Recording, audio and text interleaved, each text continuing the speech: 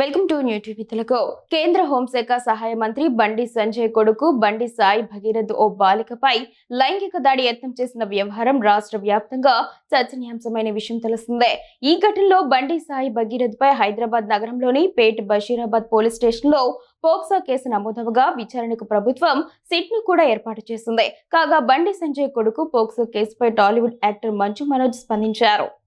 బండి సంజయ్ కొడుకు వ్యవహారం తనను కలిచివేసిందని, మైనర్ బాలికల సంరక్షణ కోసం ఏర్పాటు చేసిన పోక్సో కేసులో ఎలాంటి నిర్లక్ష్యం ఆలస్యం చేయకూడదన్నాడు మంచు మనోజ్. అలాంటి రాజకీయ శక్తులు, పవర్, ప్రభావం, హోదా వల్ల విచారణ పక్కదారి పట్టకుండా చూసి బాధితురాలకి న్యాయం చేయాలన్నాడు.